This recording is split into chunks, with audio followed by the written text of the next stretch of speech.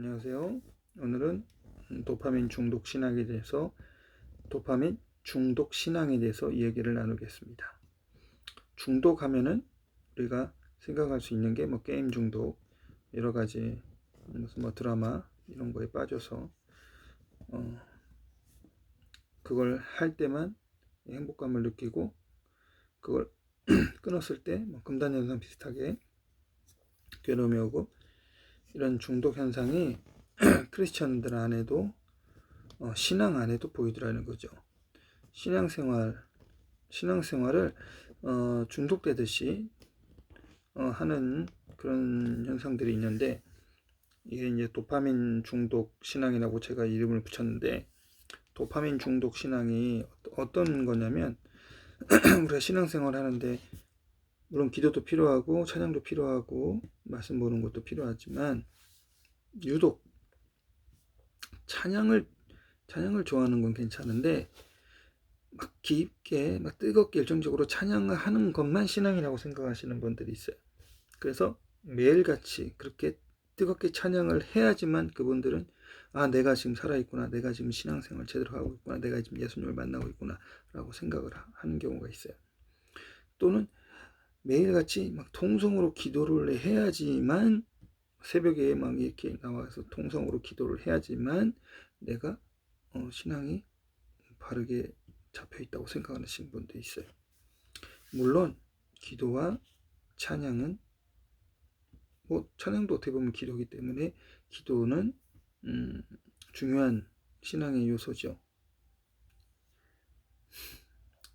자, 그런 분들은 그 몰입을 한다는 거예요. 찬양을 할 때 깊게 몰입을 되기 때문에 그 순간에 도파민이 많이 분비가 됩니다. 그래서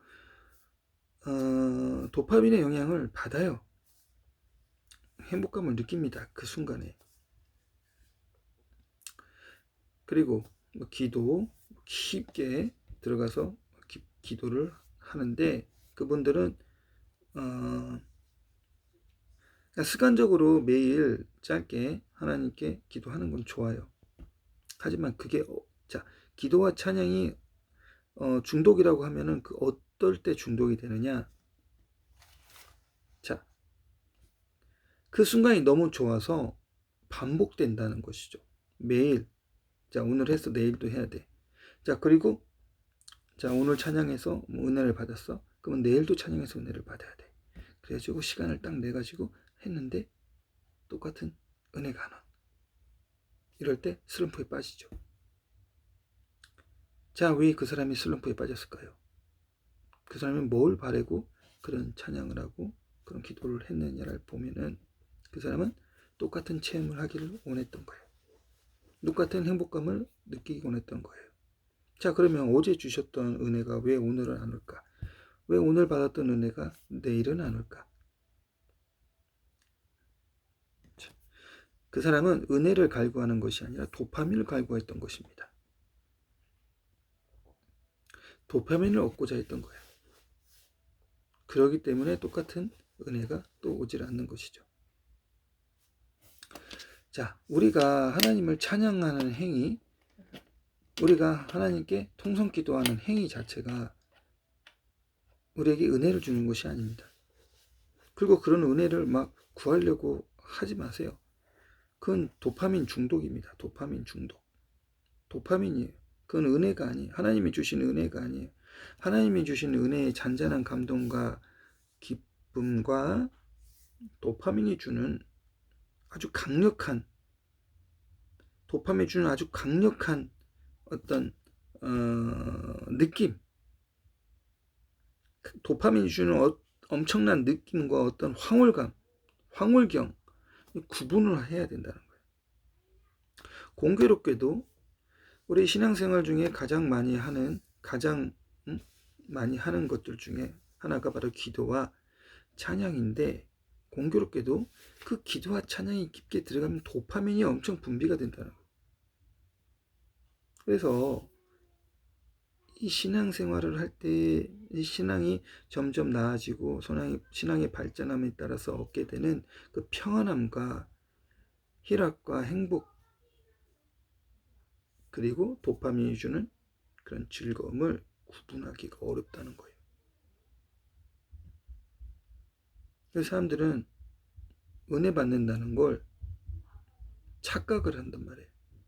이 도파민이 주는 즐거움인데, 도파민이 주는 어떤 안정감이고, 도파민이 주는 어떤 행복감인데, 이걸 마치 신앙에서 오는 신앙적인 그런 평안인 것처럼 착각을 한단 말이에요.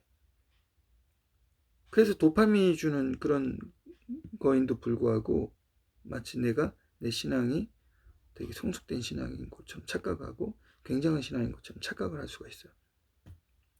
도파민이 주는 도파민 신앙의 문제가 비단 이것만 있는 것이 아닙니다. 도파민 신앙의 문제점은요, 이게 어느 날 갑자기 어느 날 한번 이 도파민이 많이 분비가 돼서 엄청 행복감을 느껴. 그 다음날 그 다음 다음날 그게 안 됩니다. 똑같은 찬양을 불렀어, 똑같은 기도를 했어. 근데 그런 기쁨과 그런 게 없어요. 왜? 도파민은 호르몬이잖아요. 도파민은 생물학적인 어떤 작용이지. 그리고 그게 몸에 저장되어 있는 거기 때문에 계속 만들어지긴 하지만, 이게 모아졌다 한 번에 뻥 터뜨려지는 것과 매일 나오는 건 다르죠. 그 강도가. 그러니까 한번 은혜 받고 행복했다고 한데 다음 날은 그게 없으니까 내가 왜 이러지? 이건 아닌가 봐. 내 신앙이 잘못됐나? 혹은 기도 방법이 잘못됐나? 막 더 강하게, 막 더 통성으로 막 부르짖고 막 기도를 하고, 찬양도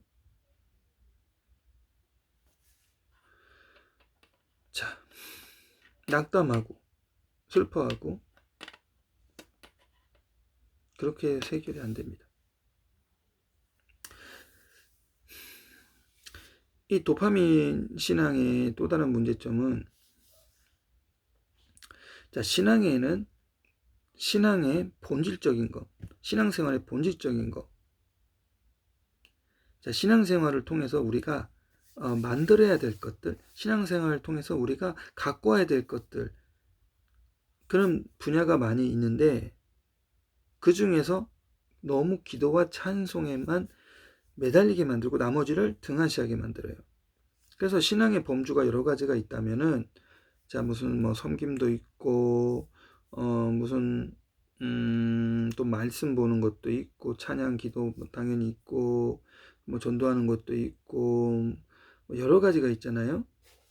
뭐 섬기는 것도 있을 거고, 뭐 이웃사랑 막 여러 가지가 있고, 내 성격 여러 가지를, 신앙생활을 시작했다면 여러 가지를 다 잘해야 돼요. 신앙생활을 잘 하려면. 그 중에 정말 잘해야 될 게, 신앙생활 시작했으면 성격을 고치는 거, 이게 정말 중요하단 말이에요. 성격을 고치는 거. 내가 혹시 남들한테 뭐 잘못하는 건 없는지, 내가 혹시 내 옛 습관, 옛 마음을 고치지 않은 것이 없는지, 내가 누구한테 상처를 주는 거 없는지, 이런 것들을 보고 사회성을 계속 개발해 나가고 천국의 백성으로서 살아갈 수 있도록 준비되는 그런 과정, 성화의 과정, 사회 일원으로서 정말 훌륭한 시민으로서 살아가는 이런 것을 정말 많이 해야 되는데, 이런 것들은 도파민이 없거든. 도파민이 안 나와요, 그런 거에도. 그러니까 등한시하게 되고. 이런 좀 해본단 말이에요. 막 성격을 좀 고쳐보고 다른 사람하고 잘 지내려고 노력해봐. 근데 그것은 내가 뜨겁게 찬양했을 때 나오던 그런 감정, 그런 행복, 그런 쾌감, 그런 무슨 뭐 정말 말로 할 수 없는 그런 게 안 나오죠. 기도할 때 그런 뜨거움, 그런 게 안 나오죠. 그러니까 정작 더 중요한 건데, 이건 등한시하게 되고 기도와 찬양만 계속 올라가고 계속 성장하고, 나머지 정말 중요한 범주들, 핵심적인 범주들은 10년, 20년 신앙생활에도 그 자리에 있게 되는 거예요. 그래서 정말 찬양은 정말 잘 불러. 그리고 기도는 정말 막 방언도 하고 막 예언 은사도 있고 막 깊게 막 기도를 해. 통성으로도 막 하고 막 줄줄줄줄. 이것만 이 두 가지만. 나머지 신앙의 범주들 하나도 안 잘하지 않아. 20년, 30년, 40년 신앙생활. 그게 바로 도파민 중독 신앙의 폐해라는 거예요. 신앙생활 어떻게 해야 될지 몰라. 도파민이 기준이 되면 안 된다는 거예요. 쾌감이 기준이 되면 안 된다는 거예요. 응? 신앙생활 할 때의 어떤 행복감, 이게 기준이 되면 안 된다는 거예요. 이 도파민 중독 신앙을 가지게 되면 다른 도파민 중독으로 빠지기 쉬워요. 다른 도파민 중독, 게임 중독이나 뭐 이런 나쁜 걸로 빠지기가 쉽다고요. 그 사람은 믿음을 도파민에 뒀어. 도파민.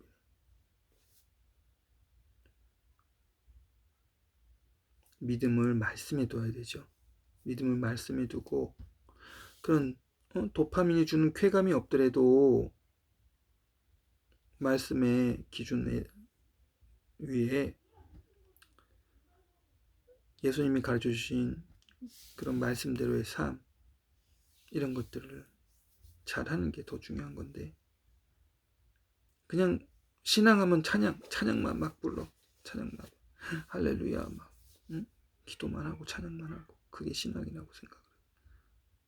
그래서 목사님들 중에서도 막 엄청 막 영성이 뛰어나다고 막 기도 많이 하시고 찬양 은혜롭게 하시는 분들 중에서도 다른 부분들, 인격적인 성숙이나 어떤 성격, 고치지 못한 성격, 막 목사님이 막 혈기를 부리고 막 말을 막 함부로 한다든지, 그러면서 이런 기도, 찬양, 은사 이런 것만 가지신 분들도 계시잖아요. 그 잘못된 거예요. 잘못된 신앙. 그래서 자, 먼저 이 도파민 중독 신앙의 위험성을 깨달으셔야 되고, 혹시 내가 도파민 중독 신앙을 갖지는 않았을까를 진지하게 생각해 보셔야 돼요. 도파민 중독 신앙 갖는 사람의 특징은 찬양과 기도를 좋아하고, 그리고 대인관계라든지 사회생활에 좀 어려움이 있으신 분들, 그런 거에서 고통을 많이 당하시는 분들, 그런 분들 도파민 중독 신앙에서 벗어나시고, 그 다음에 성격 고치는, 성격을 예수님처럼 예수님의 성품을 닮은 성격으로 하나하나 고쳐나가야 됩니다. 그 성격 하나하나 고쳐나가는 것은 제가 나중에 알려드리겠습니다. 성격 고쳐나가는 것이 최고 중요한 거예요. 최고. 찬양 은혜롭게 하고 기도 은혜롭게 하는 것보다 더 중요한 것, 예수 믿고서 해야 될 첫 번째는 내 성격 고치는 거예요. 성격. 그래서 우선순위가 뭔지를 잘 아시고 신앙생활 하셔서 모두 천국의 삶을 살아가는 저와 여러분 되시기를 바랍니다. 이상입니다.